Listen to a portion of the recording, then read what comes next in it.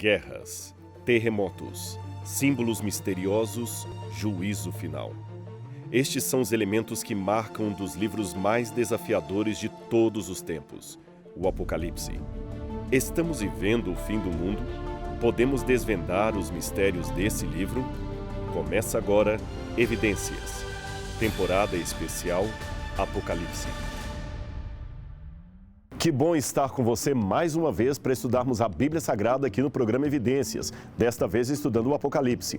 Mas eu não quero entrar no assunto de hoje sem primeiro mostrar para você o Guia de Estudos Evidências, que pode chegar em sua casa em qualquer lugar do Brasil e é fácil adquirir gratuitamente. Você pode pedir através do QR Code. Você entra no QR Code, você posiciona o seu celular como se fosse tirar uma fotografia. Aí você cairá num cadastro, você preenche com seus dados, com tudo que pedirem ali, e o guia de estudo será entregue em sua casa. Ah, você prefere outro caminho? Não tem problema. Você pode também acessar o site biblia.com.br ou ainda pelo telefone 0 operadora 12 21 27 31 21. Era feriado em Babilônia. Nabucodonosor iria erguer uma grande imagem em homenagem a uma divindade que bem poderia ser Shamash, o deus sol do panteão babilônico. Em virtude disso, todos os políticos, magistrados e oficiais que trabalhavam no reino deveriam vir à capital para participar da solenidade pública conforme a determinação do rei. Todos passaram calmamente em procissão pela porta de Ishtar, a principal entrada da cidade, indo em direção ao local da cerimônia. Nabucodonosor inauguraria a imagem praticando o que os babilônios chamavam de Shuilá, ou seja, uma oração com a mão levantada. Ele tinha esse nome, esta prece tinha esse nome, porque era recitada com a mão direita erguida à altura do rosto. O rei, como era de costume, já tinha uma oração particular escrita por algum sacerdote que trazia o seu próprio nome no lugar do suplicante. A Shuilá geralmente era feita apenas em ocasiões muito especiais, quando, por exemplo, havia o medo de que o reino caísse nas mãos de povos estrangeiros. E Nabucodonosor compartilhava esse receio desde que o profeta Daniel interpretou-lhe um estranho sonho envolvendo uma estátua e dizendo que no futuro um reino inferior ao seu haveria de conquistar a Babilônia. Essa história você pode ler em sua Bíblia em Daniel, capítulos 2 e 3. À hora da prece, uma música seria tocada por vários instrumentistas reais e todos, a uma, deveriam prostrar-se enquanto o rei orava e os sacerdotes ofereciam sacrifícios para a divindade protetora do reino. Há quem pense que a imagem não era uma estátua propriamente dita, mas um obelisco enorme. Mas esse detalhe agora não importa. O fato é que todos se prostraram diante do ídolo pagão. Menos, é claro, Sadraque, Mesaque e Abdinego, os três companheiros do profeta Daniel. Havia uma pena de morte prescrita a qualquer um que não participasse da festividade. Mesmo assim, os jovens hebreus não cederam em sua fidelidade para com o Deus de Israel. A mensagem de advertência que está em Apocalipse capítulos 13 e 14 retoma esse episódio da Babilônia para descrever uma situação semelhante que terá futuro em breve. Ou seja, no futuro do mundo, quando o anticristo começar a governar as nações, ele exigirá algo semelhante ao que fez o rei Nabucodonosor. Eu quero ler a profecia para você como ela está aqui na Bíblia Sagrada. Preste atenção.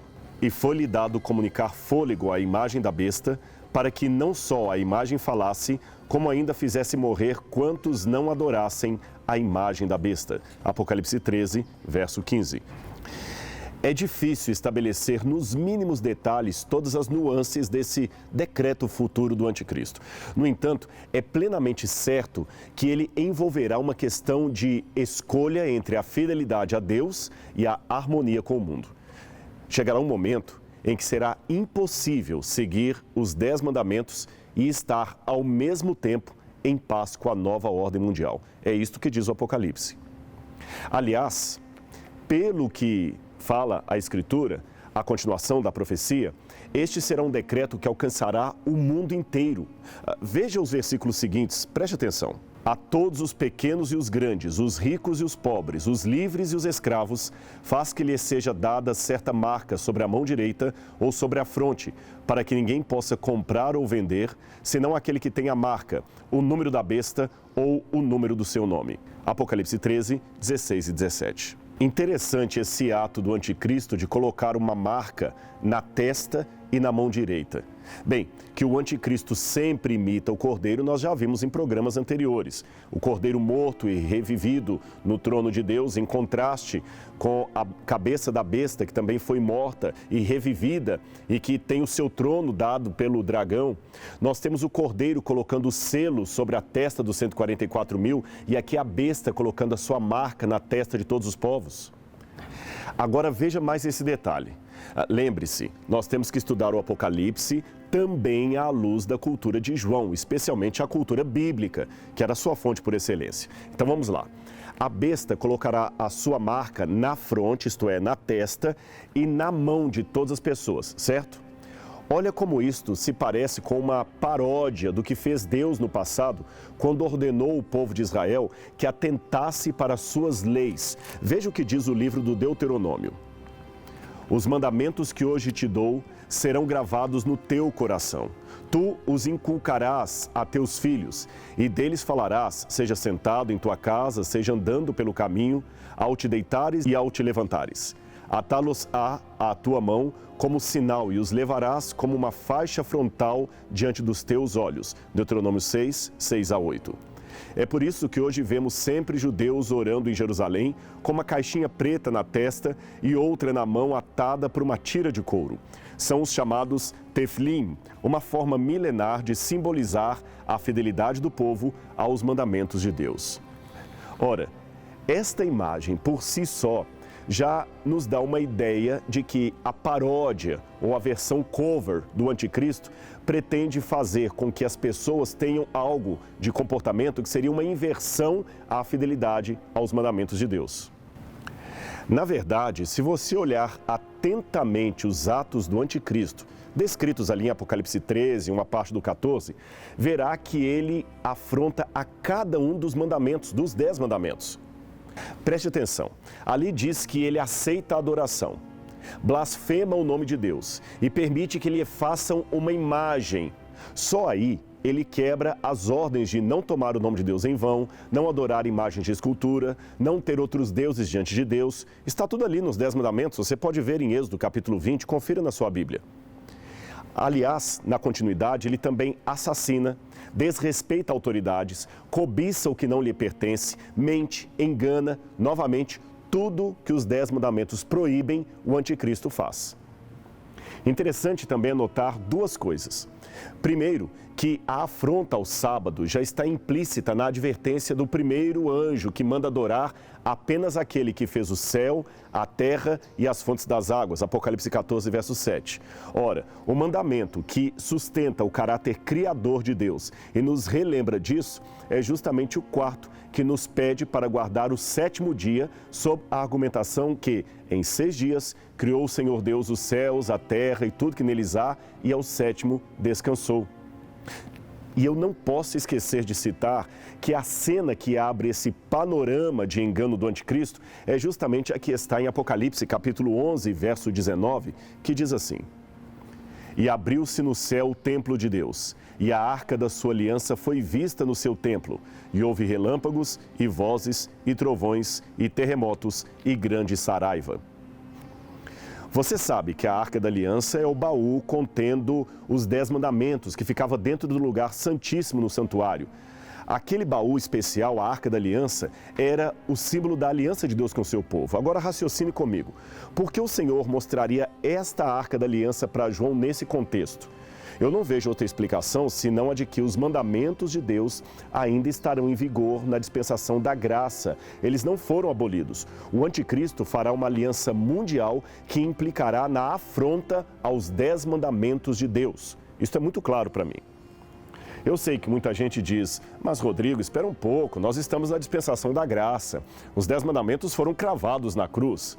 Bem, eu não terei espaço aqui para dissertar muito sobre isso, mas deixe-me com muito respeito colocar algumas coisas para você pensar.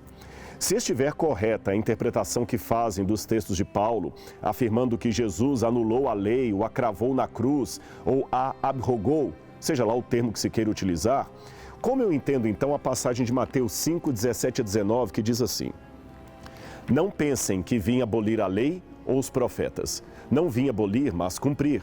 Digo-lhes a verdade, enquanto existirem céus e terra, de forma alguma desaparecerá da lei a menor letra ou menor traço, até que tudo se cumpra.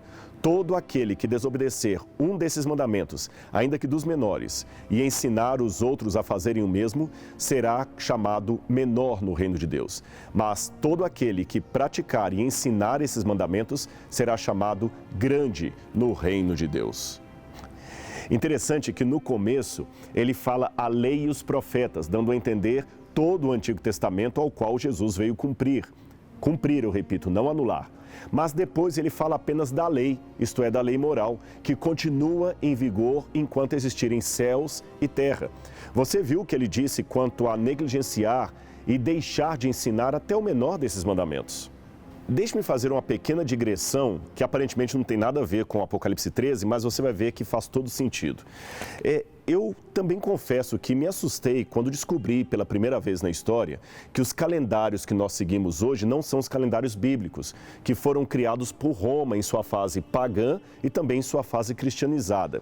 E eu descobri que esta mudança de calendários poderia ser uma dificuldade no estudo da Bíblia Sagrada. De fato, se você observar bem, olhar as profecias bíblicas, você verá que as festas judaicas do Antigo Testamento, aquelas que apontavam simbolicamente para a vinda do Messias, eram muito atreladas ao calendário, aos meses do ano. Por isso, a mudança no calendário não impedia, mas dificultava certos entendimentos da Bíblia Sagrada. E eu sinto isso muito de perto quando tenho de explicar, por exemplo, a profecia das 70 semanas de Daniel e mostrar como elas se cumpriram fielmente na época em que Cristo veio. Ou ainda, mostrar para os meus alunos que Jesus, por uma discrepância dos calendários latinos, acabou nascendo antes de Cristo.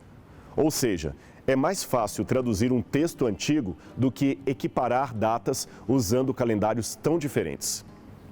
Foi por isto que esse poder romano, também profetizado em Daniel 7:25, cuidaria em mudar os calendários de Deus. Essa seria uma forma de dificultar a identificação das profecias bíblicas na sua exata cronologia. Veja o texto que eu estou citando. E proferirá palavras contra o Altíssimo, e destruirá os santos do Altíssimo, e cuidará em mudar os tempos e a lei. E eles serão entregues na sua mão por um tempo e tempos e a metade de um tempo. Daniel 7:25. Bem, proferir palavras contra o Altíssimo também é algo citado em Apocalipse 13. Perseguir os santos do Altíssimo por um tempo, tempos e metade de um tempo, também é fácil depois que nós já estudamos a profecia dos 1260 anos de supremacia papal. Agora, mudar os tempos, o que significa isso? Significa mudar os calendários, zemim em hebraico, assim como traduz, por exemplo, a nova King James Version. Ela até acrescenta a expressão festas religiosas. Ela diz assim: esse reino diferente falará contra Ilaia, o Supremo, oprimirá os seus santos e tentará alterar o calendário, as festas religiosas e as leis. Agora preste atenção como Roma foi aos pouquinhos mudando o calendário. Dezembro, por exemplo. Lembra que número para você? 10, dezembro, mas é o mês 12. Novembro e outubro lembram 9 e 8, mas são os meses 10 e 11. Setembro lembra 7, mas é o mês 9. Quem mudou tudo isso? Roma. E não foi só a Roma pagã que alterou os calendários. Também em sua fase papal, Roma trouxe várias mudanças. O Papa Gregório, por exemplo, introduziu grandes mudanças. Aliás, Johannes Kepler, o grande astrônomo, chegou a ironizar as mudanças papais, dizendo que os calendários deveriam estar em desacordo com o Sol, mas em acordo com o Papa. A chamada querela pascal, que você pode pesquisar depois, foi uma dessas situações criadas pela interferência de Roma nos calendários. Alguns cristãos queriam comemorar a Páscoa na mesma data original dos judeus, enquanto outros preferiam fazer isto obedecendo o solstício da primavera. Tanto é que até as festas pagãs ficaram atreladas ao calendário religioso. Veja, a cada ano o carnaval cai numa data diferente, justamente por causa do calendário litúrgico da igreja.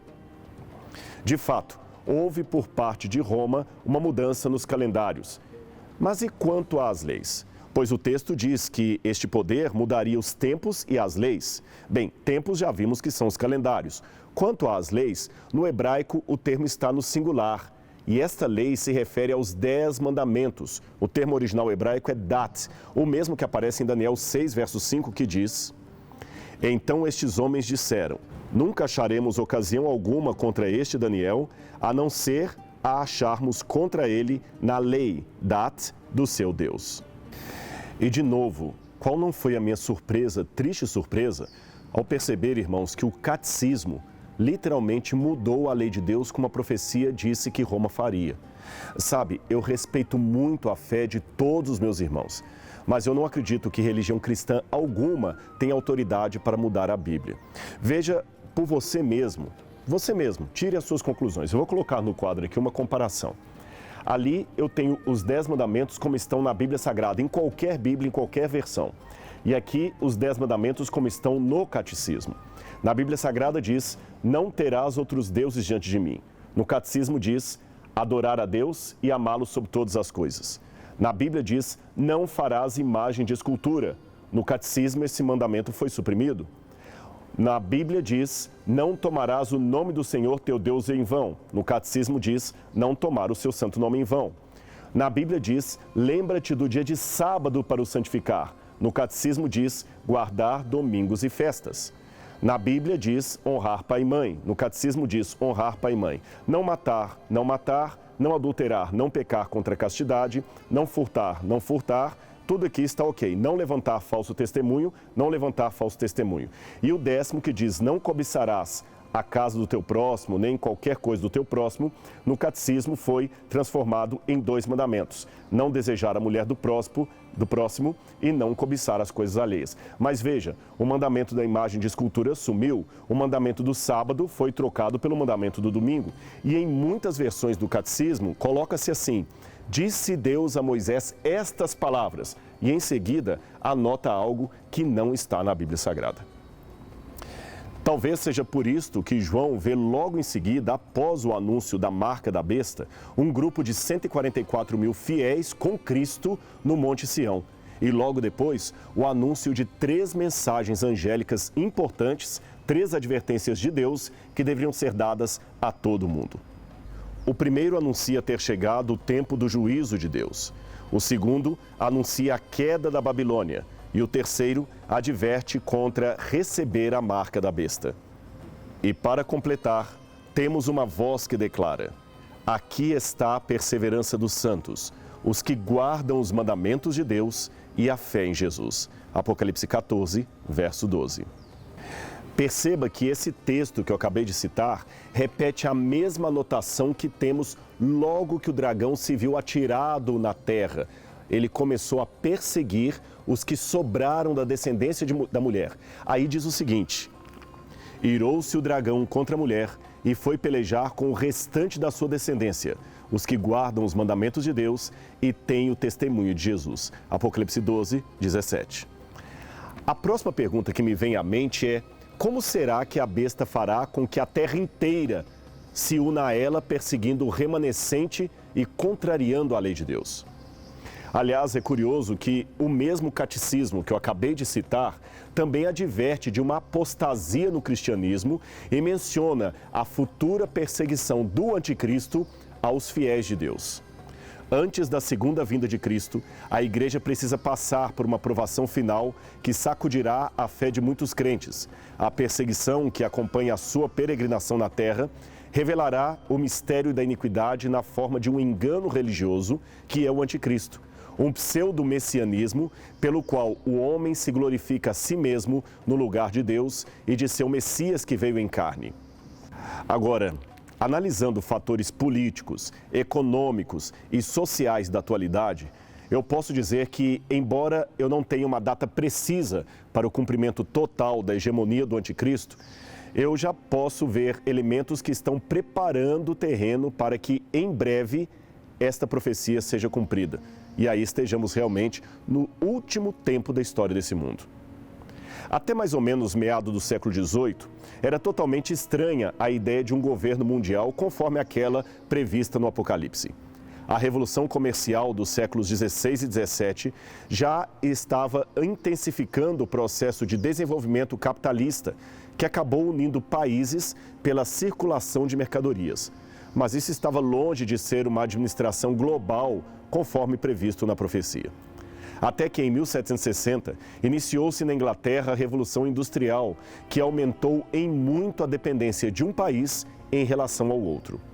Empréstimos entre nações e monopólio tecnológico por parte de países mais ricos acabaram criando espaço para uma possível união entre governos, uma união não antes ocorrida. No século XIX, alguns sociólogos chegaram a falar de um imperialismo mundial que colocaria todos sob o mesmo governo. Nesse tempo, porém, tal ideia não passava de sociologia utopista, ou seja, um delírio dos pensadores, algo que nunca se realizaria. Hoje, no entanto, as coisas mudaram. Desde a segunda metade do século XX, a transnacionalização das empresas parece ganhar cada vez mais força. Nos anos 1950 e 60, veio a expansão das empresas multinacionais. Nos anos 1970 e 80, a vanguarda dos bancos e instituições financeiras. E inaugurando o século XXI, temos a força da internet, que já atinge bilhões de usuários em todo o mundo. Olhe em redor, constate por si mesmo. O nosso mundinho tornou-se de fato uma aldeia global, uma aldeia que cabe na palma de sua mão. As distâncias estão encurtadas pela tecnologia e as fronteiras tornaram-se um sistema que tem os dias contados. Em outras palavras, meu amigo, nós estamos vivendo a era da globalização, ou, segundo alguns, da glocalização. Este é um neologismo resultante da fusão dos termos global e local para referir-se à presença da dimensão local na produção de uma cultura mundial. Ou seja, todos seremos um, mas continuaremos com nossas individualidades culturais. Porém, sempre posicionados diante de apenas dois caminhos: o sistema ou a marginalidade do sistema. Pois a ideia é criar um governo único. Utopia? Não para alguns. Hoje temos certas demandas que não oferecem opção, senão a criação de uma governabilidade mundial para a própria subsistência da sociedade. A guerra hoje não é tanto por território, mas por tecnologia e recursos naturais. E se ninguém legislar isto de forma mundial, nós poderemos estar assistindo o ocaso da humanidade. E note, isso que eu estou falando aqui não é algo que eu deseje ou que eu concorde. Eu estou apenas ecoando o que dizem bons pensadores da atualidade. O meu papel aqui é apenas ler ou reler tudo isto à luz da profecia. E mesmo que eu não possa apontar diretamente isto ou aquilo como o cumprimento exato de Apocalipse 13, eu posso pelo menos refletir que o que está predito ali na Bíblia é passível de um cumprimento em curto espaço de tempo. Veja isto, a internet é uma gigante que ficará ainda maior quando o 5G for disponibilizado em todo o planeta.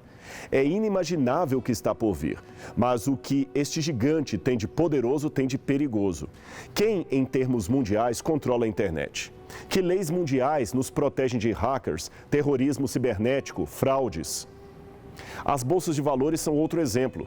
Elas são uma ameaça à economia mundial, apesar da economia se valer delas. Sabe por quê? Elas são muito especulativas. Se cair a bolsa de valores de Hong Kong, por causa da declaração de um ministro da China, você poderá perder o seu emprego em São Paulo, mesmo sem nunca ter saído do Brasil. Já pensou o que é isso?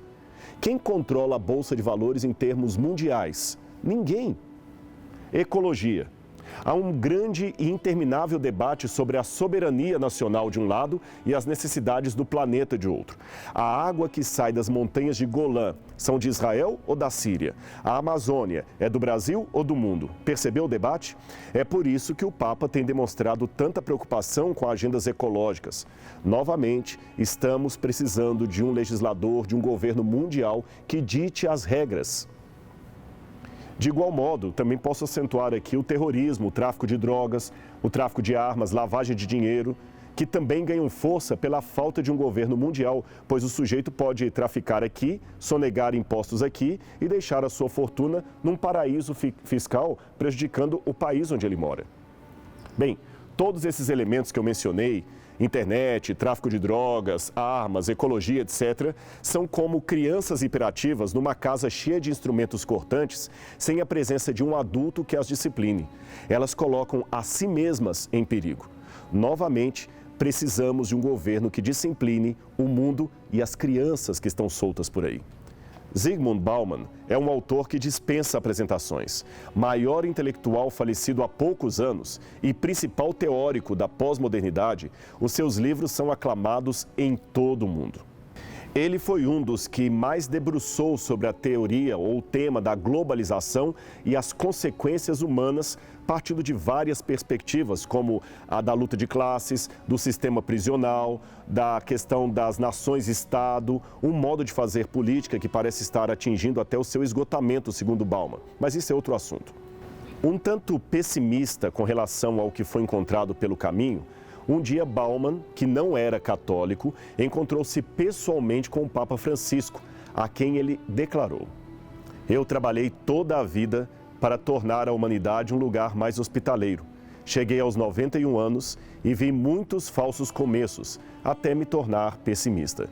Obrigado, porque você, para mim, é a luz no fim do túnel." O Papa ficou surpreso com aquela declaração e respondeu nessas palavras: "Ninguém nunca me disse que eu estava no fim do túnel." Então Bauman concluiu: "Sim, mas como uma luz, senhor Papa, como uma luz." E a afirmação desse pensador polonês não foi gratuita. Estamos caminhando para a unificação global. O que virá depois dela, só Deus sabe. Mas, se for algo que não conflite com os mandamentos de Deus, então podemos estar juntos nessa empreitada. Mas se for algo que interponha entre a obediência aos mandamentos de Deus e aos mandamentos do homem, aí você sabe o que deve fazer. Como cristãos, nós não devemos nunca, jamais desrespeitar a fé dos outros, mas devemos, com amor e honestidade, afirmar aquilo que a Bíblia diz. Uns, é claro, aceitarão, outros não. Eu espero sinceramente que os líderes mundiais, presidentes, papa, primeiros ministros, etc., tenham a consciência do papel que representam, pois um dia a aliança do anticristo se formará, e aí daquele que ajudar na construção dela. Não vos ordenamos expressamente que não pregasseis nesse nome? Contudo, enchestes Jerusalém dessa vossa doutrina e quereis lançar sobre nós a culpa pelo sangue desse homem? Ao que Pedro e os demais apóstolos afirmaram: é necessário que primeiro obedeçamos a Deus, depois às autoridades humanas. Atos 5, 28 e 29.